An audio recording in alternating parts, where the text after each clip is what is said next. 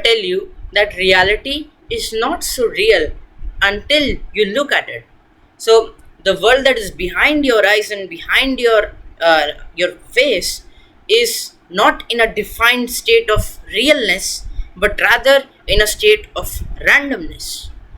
What if I tell you that the particles which make our entire universe, including me, you, and everything that you have ever seen or imagined, those particles are not in defined states, but rather in a state of different states, different probabilities, you could say, which is essentially randomness.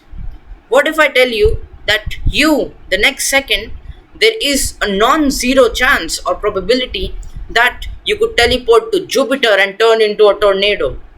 There's also a non zero probability that this box can convert into a sheep the next second, and there's also a non zero probability that our entire planet teleports to the edge of the entire universe and converts into a star and decides to go supernova. Now, this chance is so incredibly tiny that it practically take more than the entire age of the universe for them to happen, but still these are non-zero chances. Greetings to everybody watching this video. Now, you must be wondering what the hell am I even talking about? These things which I just told about sound absolutely bizarre and illogical, but what if I tell you that these things are in fact the best view? I emphasize best view that humans and we have ever had on how reality works, on how this very mother nature, this very fabric of space and time, some call God, some call laws of physics, which defines your very existence, everything you have ever seen, imagined, or believed, everything is determined or defined by something that in modern times we have the best view of, and that best view is so peculiar, which is exactly what I just said in the start of this video: randomness. In this video, we are exactly going to talk about that field. Perhaps the weirdest, the most mind bending, yet the most interesting field in science that has ever existed since humans have walked on this planet, that is quantum mechanics. And in this video, we are going to talk about such wonders about quantum mechanics. We'll be starting by talking about the basic history of it. How did we reach here? Then we'll be talking about the concepts of it, basic concepts of it, which are absolutely mind-blowing yet so interesting, and it will take half of a day, I bet. Then we'll be talking about different interpretations, different interpretations that come along with quantum mechanics, and then finally, my own theory on what the future of it is and what truly is the essence of reality. Now, I've also written everything the pointers so that I don't forget anything. Now, first of all, we go back in the day when Newton walked on this planet. You see, Newton believed in what we call a clockwork universe.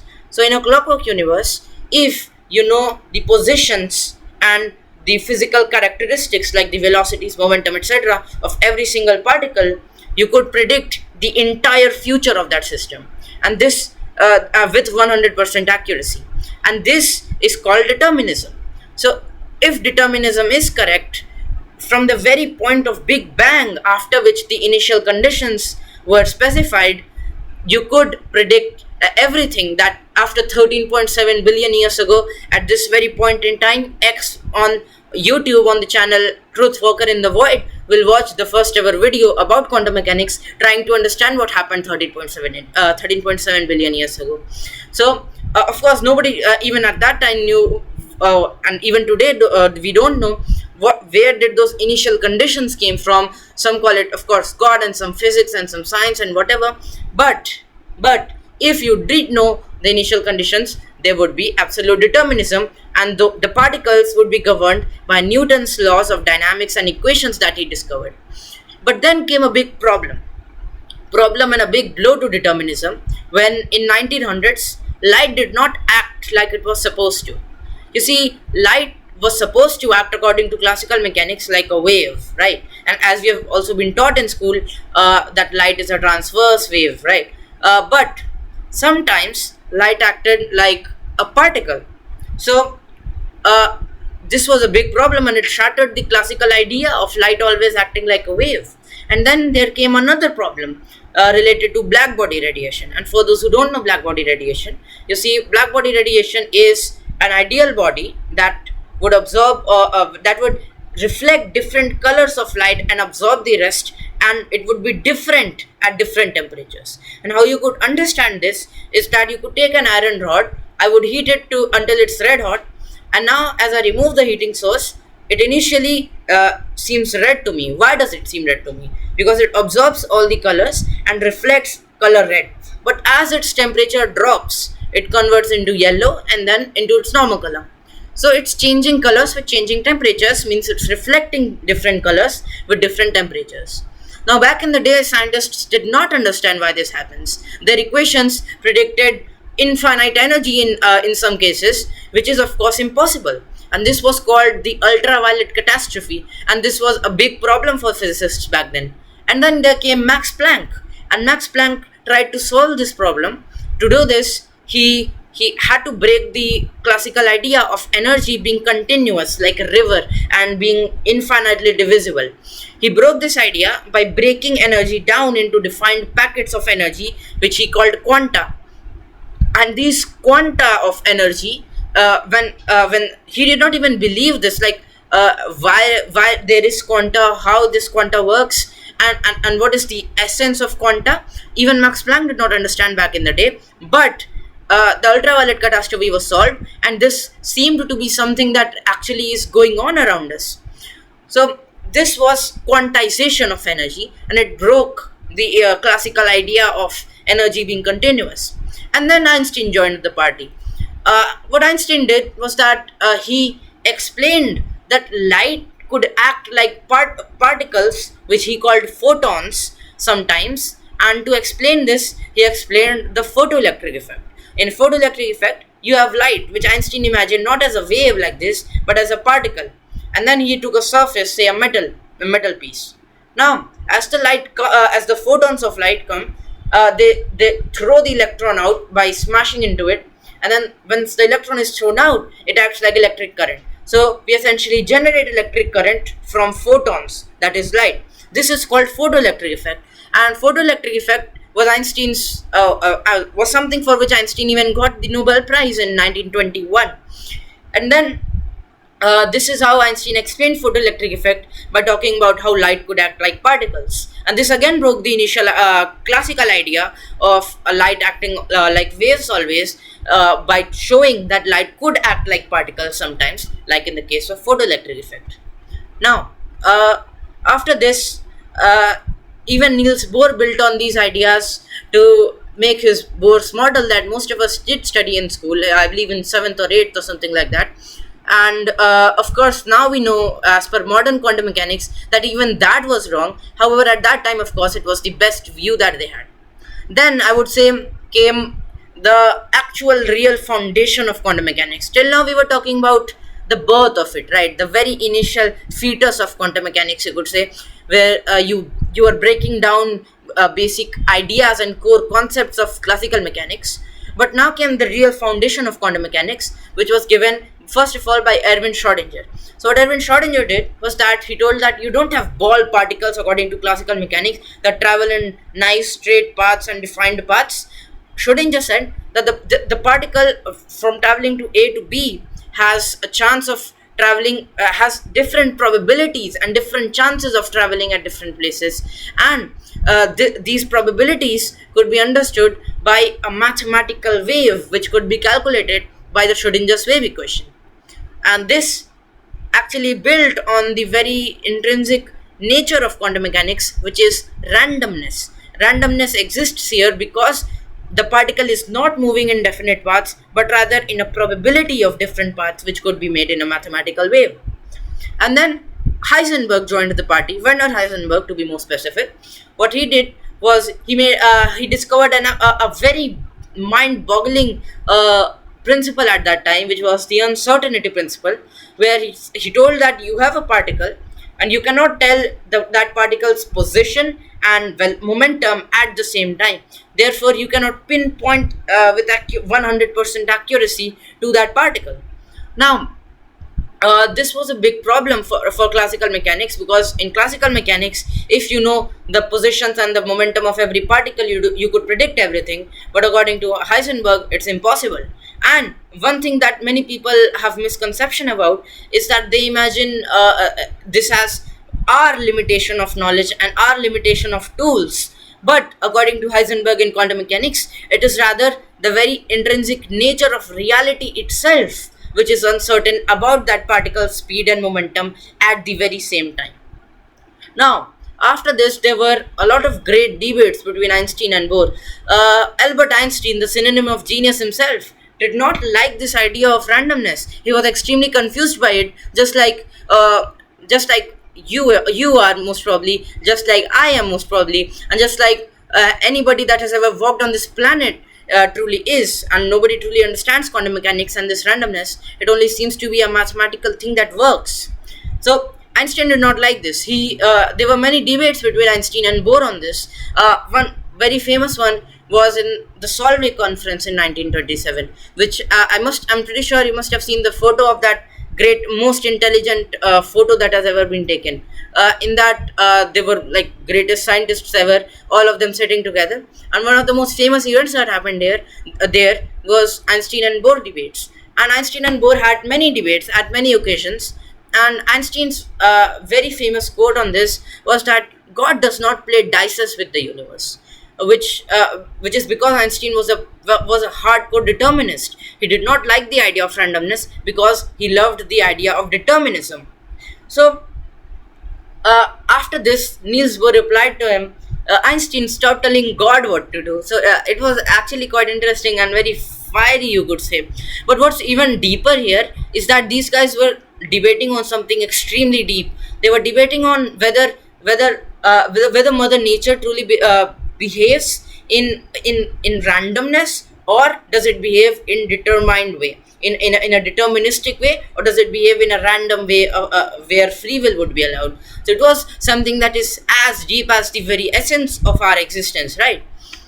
Then now, of course, these were this was the history of quantum mechanics and how we reached modern quantum mechanics after this. But now let us talk about some basic concepts of it. So you see, first of all, we have superposition. What superposition means is that I take a particle like this, and that particle could be at one state, say in this position, but at the same time, it could also be in this position, in this position, in this position. So it could be in many different states at the same time. At the same time, of course, that doesn't make any sense, but mathematically it does. This particle could be moving anti-clockwise and clockwise at the same exact time, which is superposition of states. Now, Schrodinger, to explain this, came up with a thought experiment which he called the Schrodinger's cat thought experiment, where you have a cat in a box and you close the box with a radioactive atom and a poison in it. Now, there's 50% chance that the radioactive atom decays, and there's 50% chance that the atom does not decay.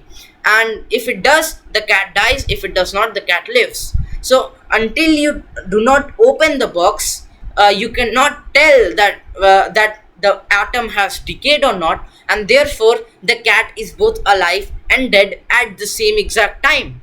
And this is the superposition of states for that cat, because it's essentially dead and alive at the same time, which means it has two states at the same time. Now, after that, we have wave functions. So, wave functions is one of the most foundational concepts of quantum mechanics, which is just simply a mathematical wave which would describe the probability of finding a particle in a specific state. So, as we all know, that a particle, according to quantum mechanics, is not in defined states but in a probabilities of states, and I could chart that on a mathematical wave just like we do, and that wave would tell me the probability of finding that particle at a specific state at a specific time, and this is wave function, and that wave is called wave function, that mathematical wave. And then intrinsic probability of nature, that is the basic foundational concept of quantum mechanics, which is essentially saying that nothing is determined like classical mechanics believed. Everything is in a state of randomness, that reality is not so real and reality is confused about itself, as you could say. Of course, nobody on this planet understands why this intrinsic nature of reality as randomness is predicted by quantum mechanics, but mathematically and in many experiments as well, it has been shown that reality does.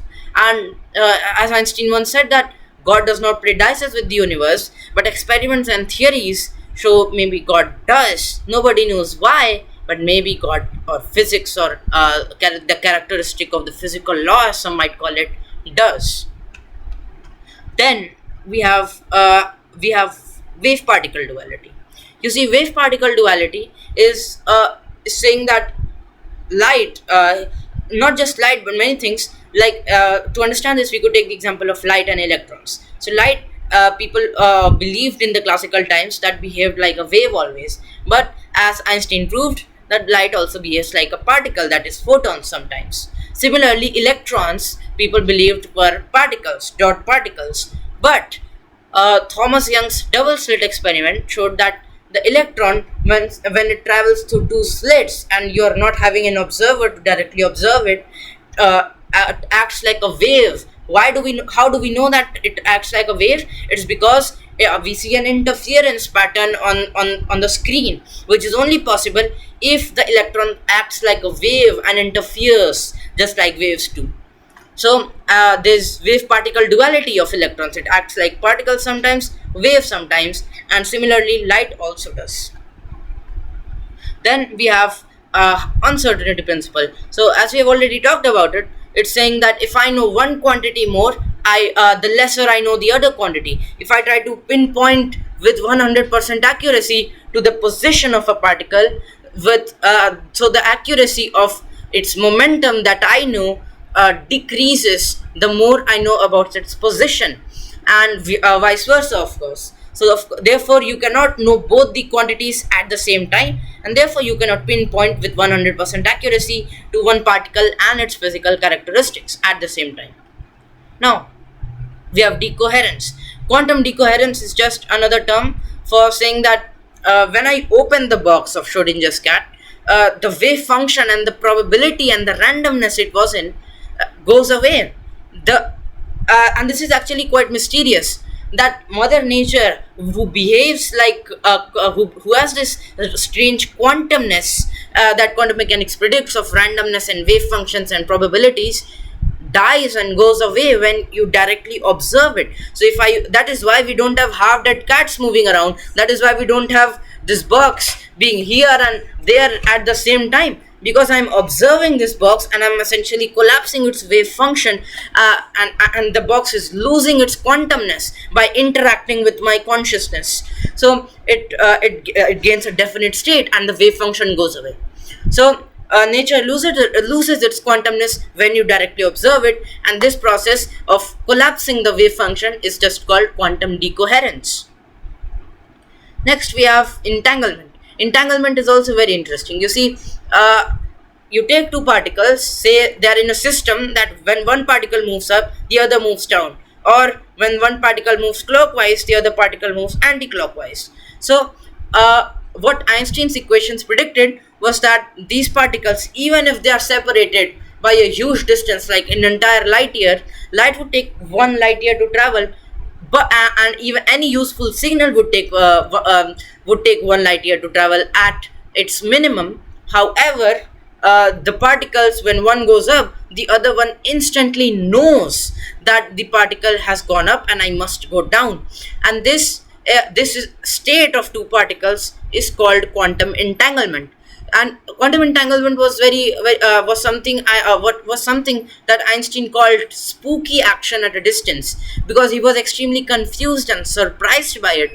The reason for which being that his special theory of relativity predicted that nothing can move faster than the speed of light. Here, no useful signal is traveling faster than the speed of light, but information, some virtual information is, which is which is something that breaks technically, which is something that does not break special theory of relativity, because no useful signal is traveling, but the particles do know it because of some virtual information traveling faster than the speed of light, and it is something that has been proven by experiments.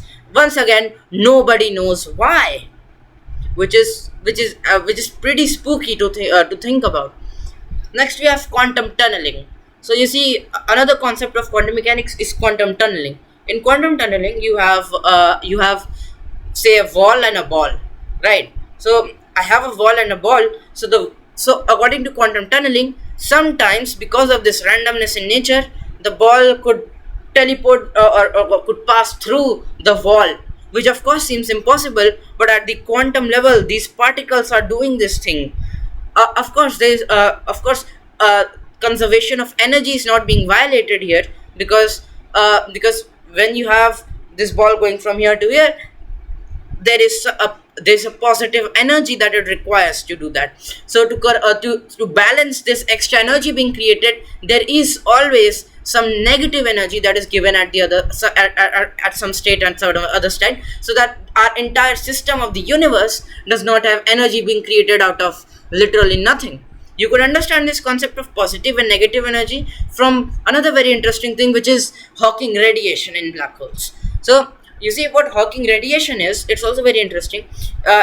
In Hawking radiation, I take a black hole. How is a black hole created? So you take a big star, a huge star, like way bigger than our sun, and when it collapses, when it reaches the end of its life, so at its core it was giving a fusion force that was balancing the gravity of the star. But now as hydrogen goes out, gravity crushes the star into a very very dense thing, which for our sun would be a white dwarf. If it was denser, it would be a neutron star, and at its densest it would be black hole. So black hole is something that nobody truly understands on this planet, because because everything breaks down, the laws of physics, time and space time, everything breaks down inside a black hole. But there is some interesting phenomena with it. Like you take a black hole, and just outside its event horizon, it's this fabric of space and time would look something like this. So imagine I have a black hole here, and I have the fabric of space and time moving like this. Now once the black hole is there, fabric of space and time goes like this, and then absolutely like an extreme curvature, which some even call the tearing the fabric of space and time, because of such extreme curvature. So in this case, if I had just at the very edge of the event horizon when this is happening, if I had quantum fluctuations happening. Now what are quantum fluctuations? You see, in the vacuum of space and time, which is essentially thought of something that has nothingness.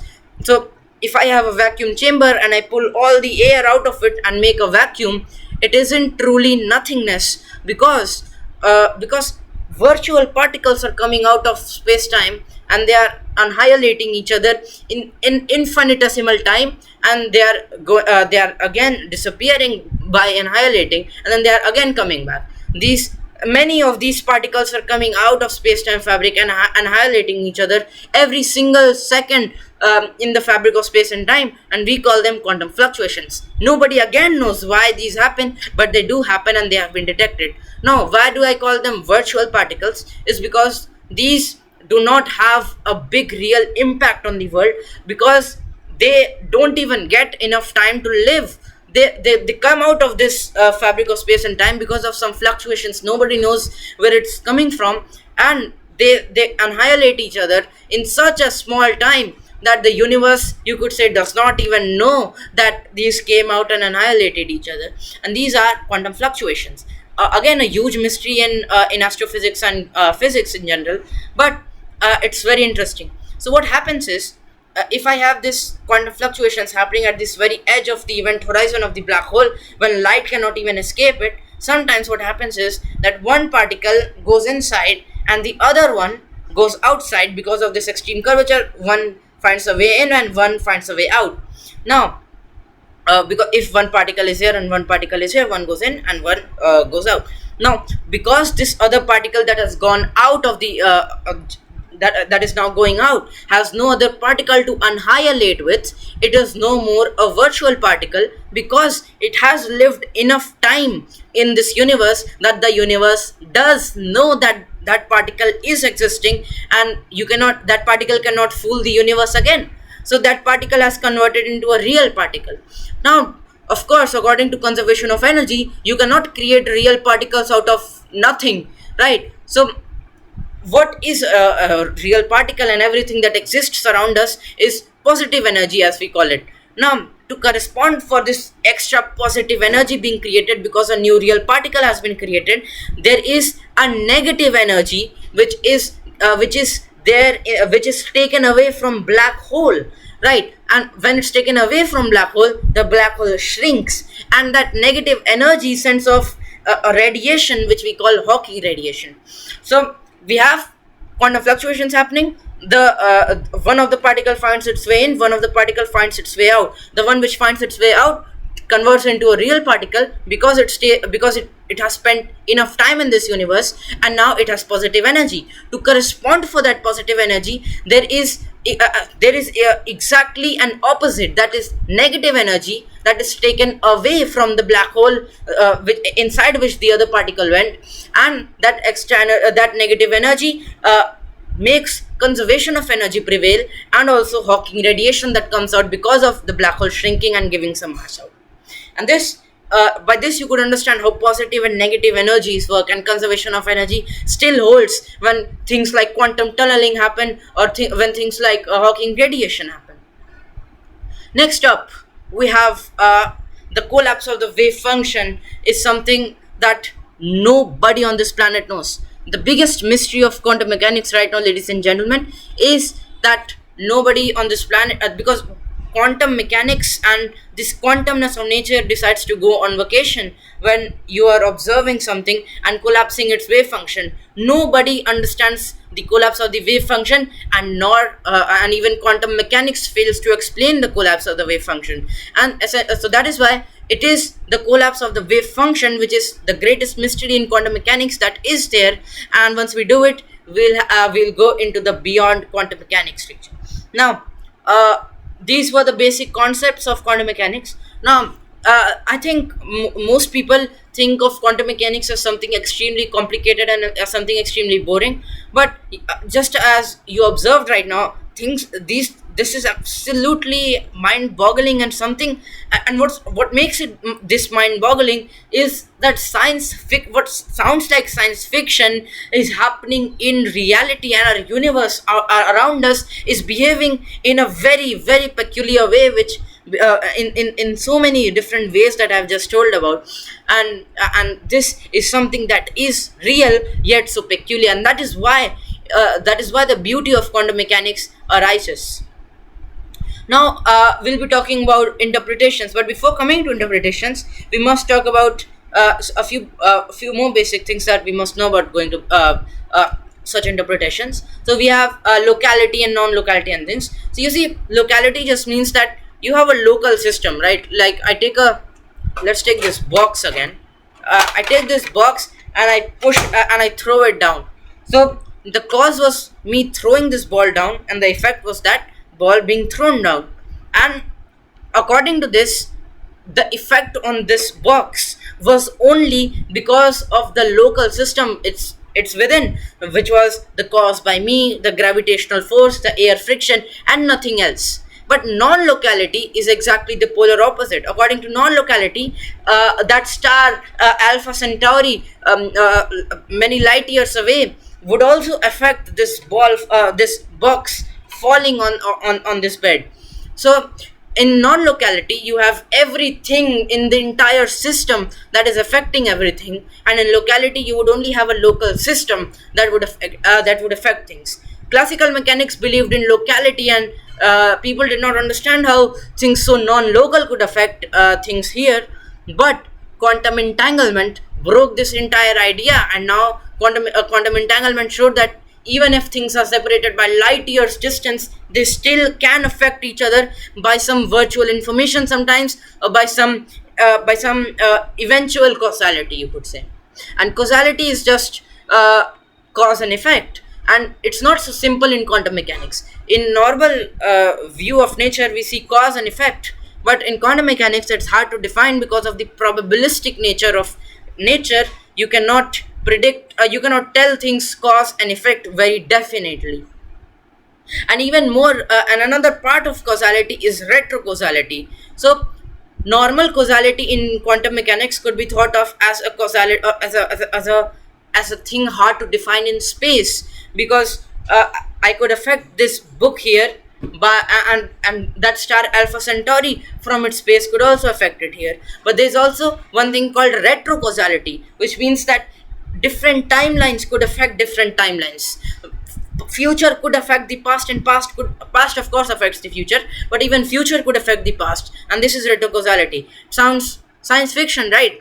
But it is something that works essentially. This is something that makes sense because of the fact that just like space is relative, time is also relative, as Einstein showed. That time dilation happen and time moves different for different observers. For some people this might be the future, for some people this might be the past, and that is why they can affect each other via space and time.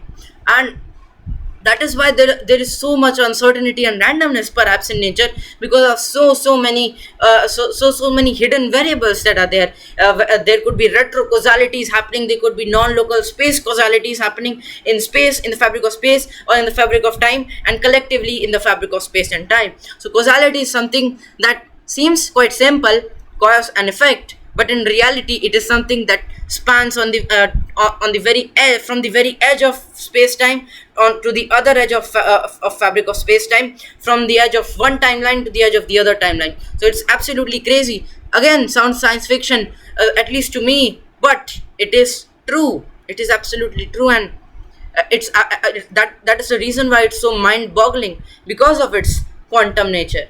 You can understand, by the way, retrocausality by talking about Fermat's principle of least time, which is a concept from geometrical optics. Optics is an approximation. Quantum mechanical optics is the modern version of it, but that is a topic for an entirely new video. So we'll talk about those things later. But Fermat's principle of least time is something that you can understand like this. You see, you take light and two mediums, and you take light. Now the light, according to Snell's law, refracts. Now why that the way it refracts is not just some mathematics into play, but rather the light seeing what is ahead of itself and bending according to it. Now what that means is that light tries to move the most space in the space where, in the medium in which it's the fastest, and the least space in the medium in which it's the slowest. For example, you could understand it like this. Imagine a friend drowning, right, in the ocean. Now let's say you are on land, and you could run the fastest on land to reach your friend, and the slowest in water to reach your friend. And land is like this. I have my friend, and I have my and this is land, this is river, and my friend drowning, and you. Now and land, and this is the straight path, and the straight path is that you have some land here and then complete water, and you also have that land goes like this, and then you have water here. So what the person does, if he uses some basic intelligence, is that first the person, rather than running straight to the friend because there's a lot of water in between, runs more part on the land so that he reaches quicker to his friend, and then goes in the water so that he has to travel the least time in the water, so that the total time he takes from reaching from A to B is the least. And this is Fermat's principle of least time, that light tries to take the least amount of time when it's traveling a path. And it is not the common idea of the shortest paths being straight lines, but because of the fact that light travels at different speeds in different mediums, and that to achieve truly the least time and not the least straight distance, it needs to travel more distance in the space where it's traveling faster, and lesser distance in the space where it's moving slower, to get the least time, right? And that is and so what is happening here is light is seeing that ahead of it, if a person is standing here and is seeing that there's a lot of water here, and then there's a lot of land, and then some water there to reach my friend, the person decides by seeing the future and imagining and technically imagining the future, how they would reach their friend the fastest, the path that they will take. Similarly, light does the same thing. So that is how you could understand retrocausality. This is not precisely retrocausality, but this is how you could understand retrocausality, as in the future affecting the past. So I'm essentially seeing the future of how I could reach other point in the shortest amount of time, and to do that I take the shortest possible path according to the varying speeds and different mediums, which is because of the Fermat's principle of least time, which is an analogy for you, from which you could understand retrocausality. And now we finally come on to interpretations. So we have three major interpretations. We have, first of all, the most famous one, Copenhagen interpretation, on which quantum mechanics is based. It was given by Niels Bohr and Werner Heisenberg. You see, according to Copenhagen interpretation, randomness is something deep rooted in the fabric of space and time itself. So in this, you have all the basic concepts of quantum mechanics, and nothing being determined, but everything being acting because, or moving or functioning because of different wave functions and different probabilities. And this is the Copenhagen interpretation on which quantum mechanics is based.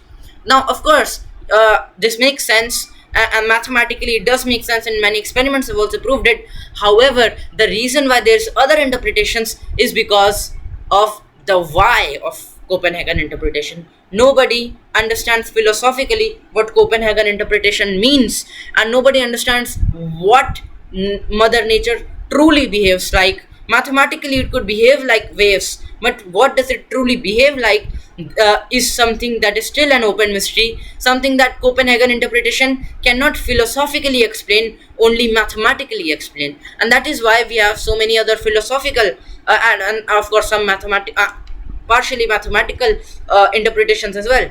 One of them is many worlds interpretations by Hugh Everett. You see, his interpretation is that, as we talked about, in quantum mechanics, the biggest problem is the collapse of the wave function. In this many worlds interpretation, this problem is just thrown out. You just remove the problem of of the collapse of the wave function by saying that there is no collapse of the wave function, and nor do you remove the concept of wave function. How, you may ask? Well, you see, according to this interpretation, you have a particle and you have its wave function and a different path.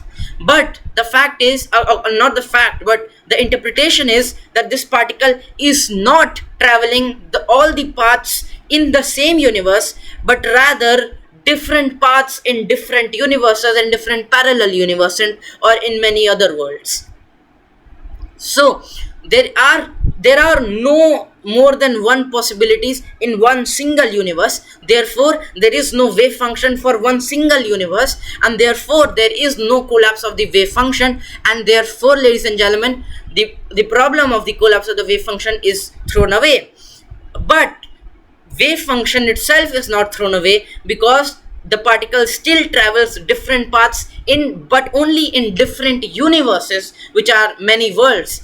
If I have an electron and its spin or intrinsic angular momentum, as it would, if it were placed in a magnetic field, it would rotate like that. So if it in this universe it is up, in another universe it could be down, in another universe it could be half integer spin, which is of course not made for fermions. It is something for bosons, but that is something else. That is again something for another video. However, the basic point is that electrons or anything has different states and different paths in different universes, but in your universe itself there is no collapse of the wave function. Therefore, your universe is deterministic, and you still have wave functions and this randomness because of the existence of all the other worlds and different paths being chosen by the electrons in different worlds, right?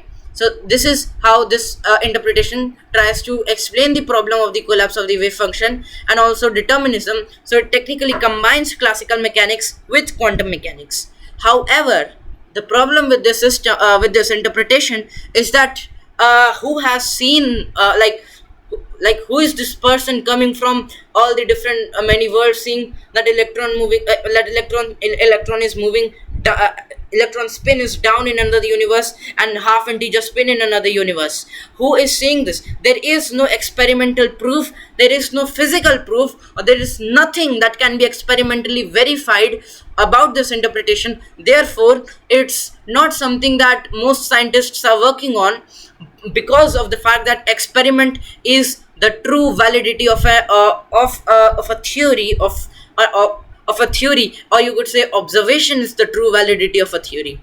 But it's still very famous because it is a good attempt at the grand unified theory, right? and many this other parts of many worlds theory as well. There would be string theories and other theorems, which theories where you have different dimensions in some different timelines in some different worlds, but none of them are experimentally verifiable. However, they are very famous in many physicists, like Michio Kaku would love this many worlds interpretation, and in fact I read about it in this book. This is a very nice book, Parallel Worlds by Michio Kaku. I love this. I read it back in seventh, and it was one of the best books I've ever read. And this video is not sponsored by anything. I'm just telling the truth. It's an awesome book. In that he talked about a lot about many worlds interpretations and holographic theory and string theories and physics and astrophysics in general. So it was an awesome book. But anyway, coming back to the video, this was the many worlds interpretation. And then we have Bohemian Mechanics, which was given by David Bohm.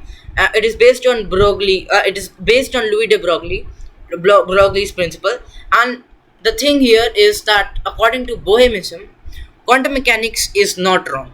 Quantum mechanics is something that is not an intrinsic property of nature itself, but rather an emergent or apparent probability of nature that is caused because of our limitation of knowledge of what they called the hidden variables. Now, what are hidden variables? Hidden variables would be those quantities that you don't know about, like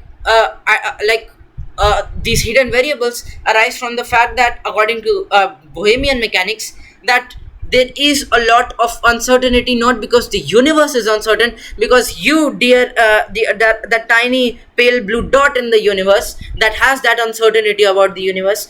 That is why you are creating quantum mechanics and essentially thinking the universe is also uncertain of itself, but it is you that are uncertain of it, of the nature of this universe, and that is why for you there is uncertainty, and that is why you experience subjective reality, not the objective truth.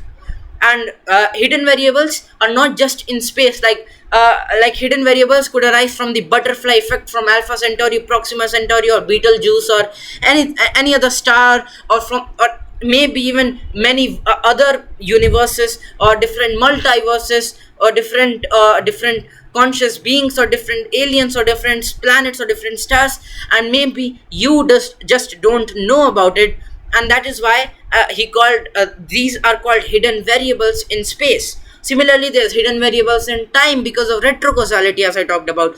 If the future 5 billion years ago from present is affecting modern time, that you cannot see in the space around you, you say that space is uncertain, but it is only because of because it is only that the space seems uncertain because of the fact that you don't know that 5 billion years after after the present in time, there is something that is affecting the present because of retrocausality, essentially changing the result from something that classically you would expect to happen. And therefore this uncertainty and this randomness in nature is not something that is dependent, that is because of the intrinsic property of nature itself, but it is because of your limitation of knowledge and your limitation of the knowledge of hidden variables, both in space and time. So therefore, dear human beings, the tiny minuscule human beings in the vastness of this universe, you have no right to say that the universe and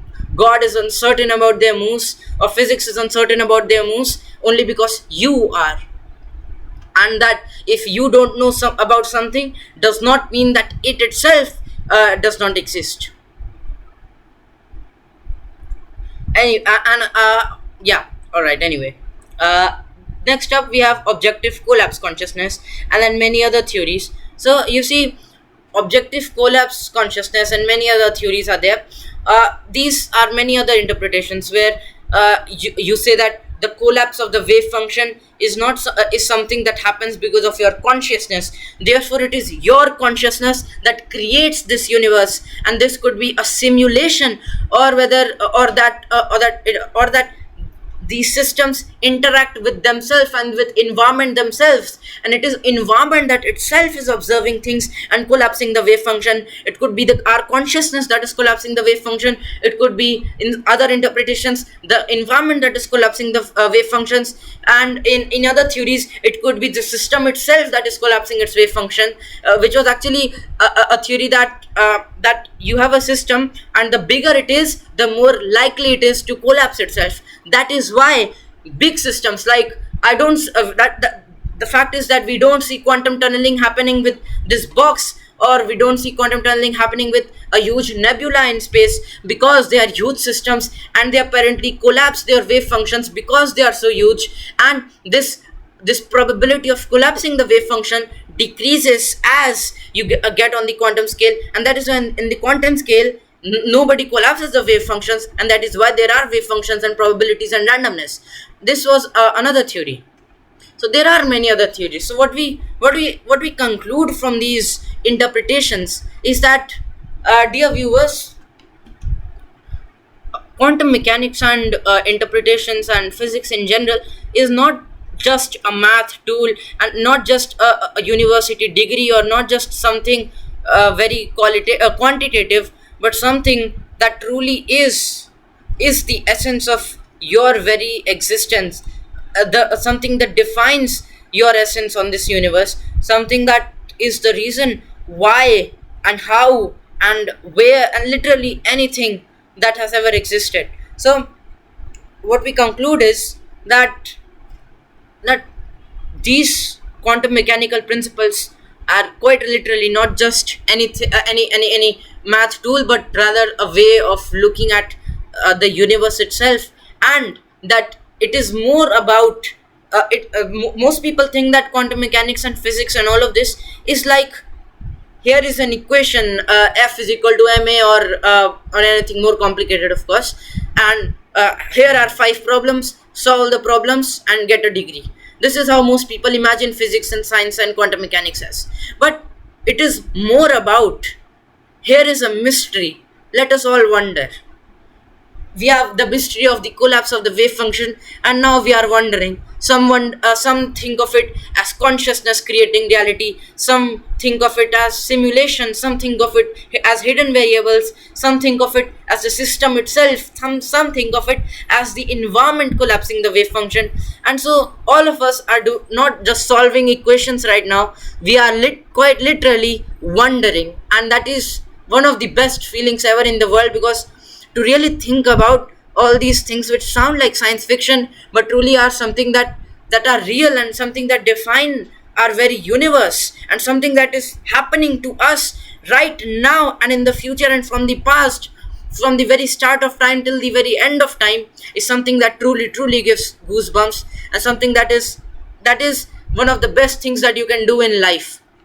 That is to wonder, and that is to enjoy the essence of that seemingly boring things like quantum mechanics. Anyways, now to conclude, at the end of this video, I would like to give my theory on this, and my interpretation and my version on this. So, to give my version of this, I want you, dear viewer, to imagine a system where we have 3 particles, and we could call this the 3 particle universe thought experiment. I'll come to why. Take 3 particles, right? And I take these 3 particles, and these 3 particles, I give initial energy and then make the system closed. Now, at any point of time, just by using Newton's laws, I could predict this entire system. Say at 10 seconds, the trajectory of C in this of particle C, ABC's particle C has the chance of has the probability, not the probability, the trajectory of traveling in, say, this path, a path like this, because of the influence of the forces from particle A and particle B.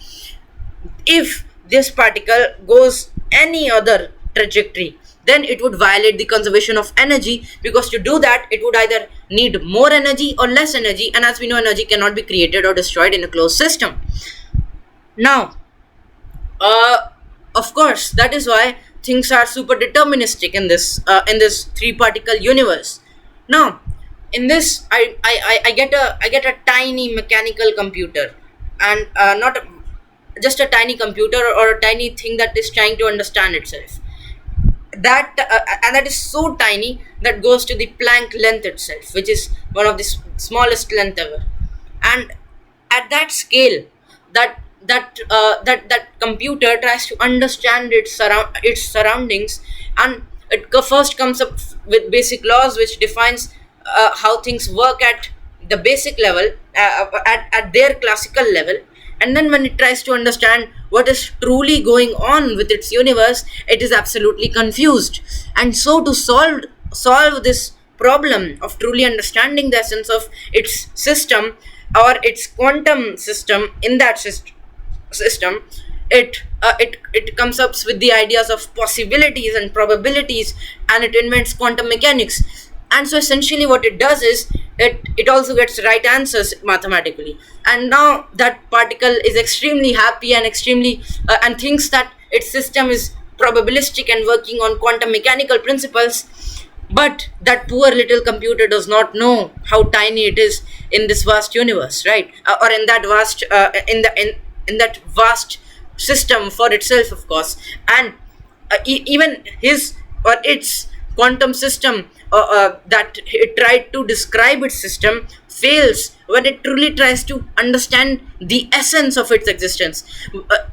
That tiny little computer can get answers in its system by using quantum mechanical principles. But when it asks why, it fails. It absolutely fails. It is unable to understand the very essence of its system in which it's living in.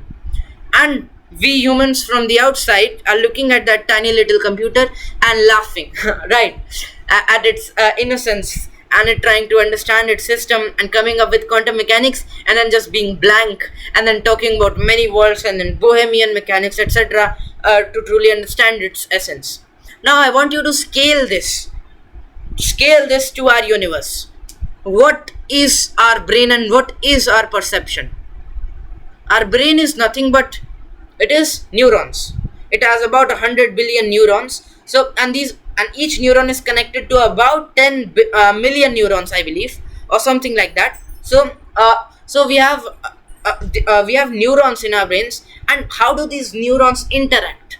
These neurons interact with chemicals. And how are these chemicals released? These chemicals are released by our interaction with the environment. So if I say, if I see a hot pan and I put my hand on it somehow, by mistake, let's say. So initially, the sensory neurons here, nerves here, I should say, give a sense to my spinal cord and then brain that this is not something really cool or something really normal. And then the chemicals of, I think, adrenaline or something are released, or something like that, which give us a reflex reaction to that, and we quickly remove our hand. So why did we remove our hand? Is it because of quantum mechanics? I don't think so. I think it is because of the fact that we are interacting with the system, and then the chemical is being released in our brain to remove our hand, and then think further on how, and then be careful from the next time. So the way we are thinking and the way we are analyzing our environment is essentially by how we interact with it. And why did we reach to that pan? Perhaps we were cooking. Why were we cooking? Because we were perhaps hungry. Why we were hungry? Because it was perhaps a few hours since we have eaten anything. And you can keep going on and on and on and on and on until you reach the Big Bang. So what I would like to say is that universe is rather in a system of non-local causality, or I should say non-local eventual causality. What that means is, and I'm a pro-determinist as well. The reason why I believe in that is that I just don't see how things would not how things would not act according to how they're interacting with their environment. Things interact with their environment, and that is how they define their state. and the reason why they interact with their environment is because the environment is at that specific location and that specific physical characteristic, which is again because of an eventual causality that dates back to the start of time, which we think is Big Bang. Nobody knows what was before that, but we'll call it Big Bang for now, until we don't know what was before that. So all of it dates back to the Big Bang, and now we humans on this planet try to predict everything that is happening on the quantum level, or on the essence of our very existence. We come up with the idea of quantum mechanics simply because of the fact that we don't know about all the environments and all the interactions and all the hidden variables. I also love Bohemian mechanics and the concept of hidden variables, and I truly believe in that. I believe that I think consciousness and Bohemian mechanics are two things that go hand in hand. These two interpretations go hand in hand.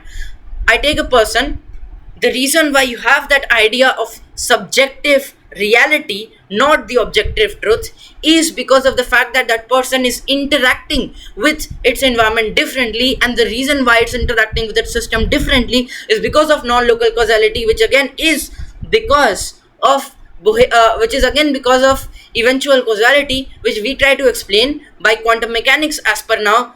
But the reason why such probabilities occur is, in my opinion, because of hidden variables that are not just limited to space but even to time. So to conclude, I would just like to say that in my opinion everything is predetermined from the start of Big Bang, and that if any particle in our universe traveled anything other than the trajectory it's supposed to based on the initial conditions, it simply would violate the conservation of energy, and it is something that is just not possible, that the particle decides something that has not already been decided by the initial conditions of the universe. And the reason why the particle thinks it's deciding what it's doing is because it simply does not know about everything that exists in its environment, and it thinks that it's doing what it's doing, it knows what it's doing, but it truly doesn't because of the hidden variables. And I would just like to say that reality is nothing but just calculus waiting for information. And I'm reminded of the quote from James Clerk Maxwell. He said that the true reality of this universe lies in the calculus of probabilities, which was a quote, by the way, in this book by Richard Feynman, Feynman Lectures on Physics, Volume 1. Awesome book again. I'm reading this right now. I'm almost done with it. It's awesome. It's an awesome book. I would also recommend it. And again, I'm not. This is not sponsored. Just an honest review. Anyway, I think most of us already know about the greatness of Feynman Lectures on Physics.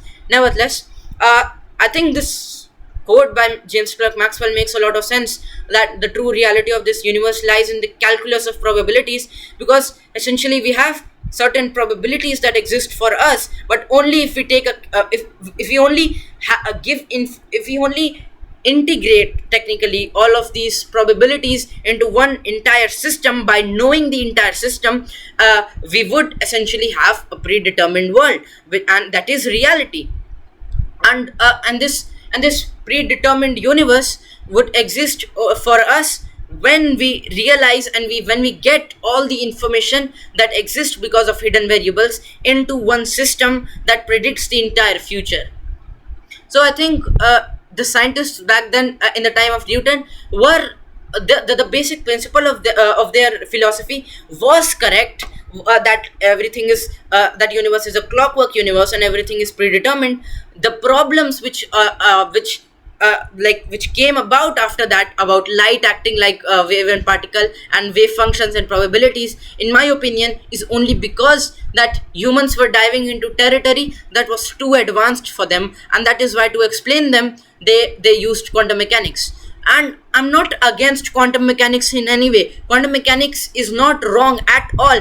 It is the best way by which we humans at our current level of understanding of the universe and our current accumulation of the knowledge of the universe can predict. The best way to predict it is quantum mechanics in modern times. However, I don't think quantum mechanics is the end of story, and that the grand unified field theory would be something that would have all these hidden that would have the information of all these hidden variables, and I think at that time the nature loses its quantumness. Why would it be then, dear listener, that why would nature lose its quantumness when I look at it? Is it like that? It is like that we think that the nature, actually not we, it is according to me that nature tries, you could understand, tries to hide information from us by giving hidden variables, by giving us probabilities and randomness. But when we look at something, nature is not able to hide it from us. And I remember on YouTube, in one shot by a scientist, I don't remember exactly the shot, but he said something like, we have caught gods with his pants down or something like that. So I think essentially that is what is happening when when you are collapsing the wave function of a particle by looking at it, that nature is unable to hide the information, and it loses its apparent quantumness that arrives when we are not looking at something and observing it with a detector, and we don't know simply about the hidden variables. And when we observe something, there is no idea, there's no concept of hidden variables, because it gains a specific state by interacting with everything that exists, including the hidden variables. So hidden variables go away and we see a determined definite state, that is the collapse of the wave function that quantum mechanics calls it. But it is truly the true reality of this universe, the calculus of probabilities, or rather calculus waiting for information, and that we catch God with his pants down when we look at it, and they cannot hide information from us zero point 0.8 G civilization beings. And at the end, I would also like to say one more thing, that the idea of initial conditions being there is something that makes me believe in God, not the way, not that definite state of God that we imagine God to be. Like in different religions we have different gods. I don't think God really exists in that sense. However, I truly believe that that God is something that is higher consciousness. Our brain is are just neurons releasing chemicals based on how our body interacts with its environment.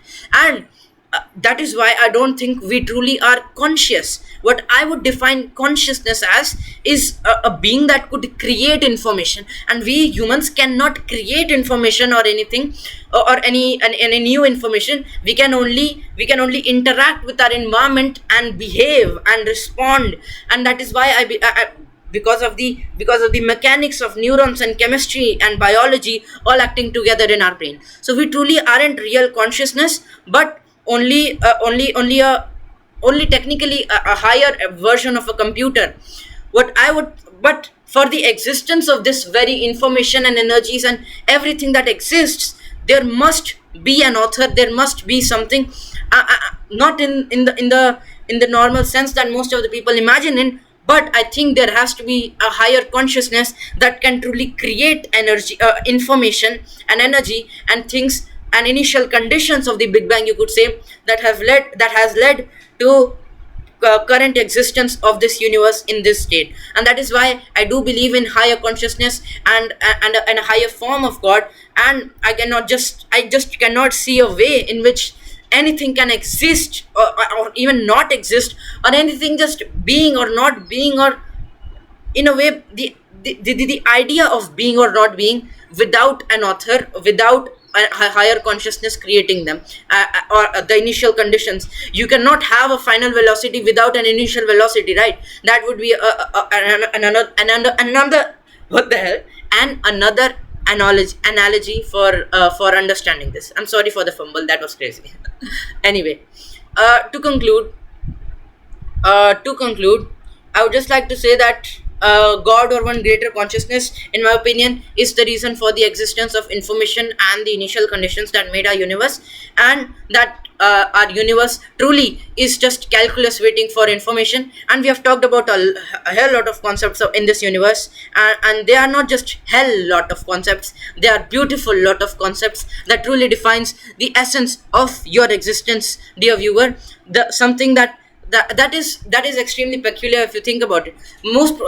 There is a huge chance that I am wrong, that perhaps everything that we know is wrong, and that mother nature is truly hiding something big from us, and something that you're not seeing. Universe is technically hiding information from you, and when you look at it, it changes state. So it's like when I'm not looking, it's very spooky. If I take a chair that is moving, right, or this box, it's stationary. When I look at it, when I don't, it's moving, and when I look at it, it's again stationary. Not exactly, but this is how you could imagine it. A universe is behaving in a random order just for you, not for the entire universe. Only for you. When you're not observing it, the universe decides to hide information for you, to behave in a state of randomness described by quantum properties, and then it completely loses it to fool you, to which even fooled Sir Isaac Newton himself into a definite state.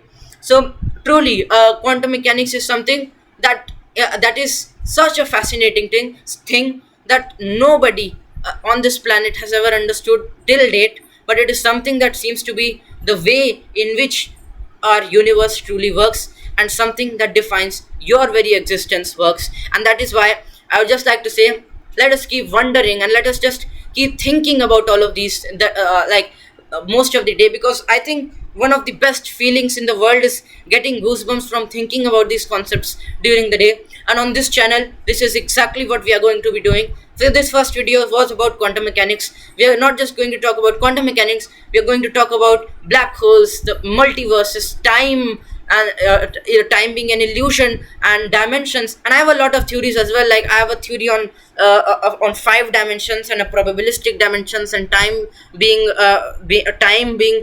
an illusion, and many other theories that I'll be giving, that you all can also give, that all of us can discuss together, which are not really theories but rather wondering. And let us all just keep wondering on this channel, and give us, I think, what is the ultimate pleasure for anything that exists. It is to understand its own self. I think that is the best feeling in the world, and that is exactly what we are going to be doing in this channel. And with this, we come to an end in this video. I hope all of you enjoyed. This was, I hope, something very interesting, and something that made you all wonder from the normal sense of quantum mechanics and physics being something just very very ordinary, not being very ordinary, being just a mathematical tool and an equation, to something that truly is something that can give you way more dopamine than literally anything, taking long term into account, and even bring you greatness, fame, passion, and literally everything possible. So I think, and I don't think that it is something that only a few people are born with. As even Feynman said, there is no miracle people. It just happens when you are interested in that thing, right? It is something that any living being that exists on this planet would truly enjoy and would truly grind for, if they truly know its true essence, which is something that most of these schools literally burn and tear away by literally killing that wonder. But if we truly wonder, and if we truly try to understand the very very essence of our existence, I think that is just the best thing ever. So with this, thank you so much for watching, and meet you in the next one. Thank you.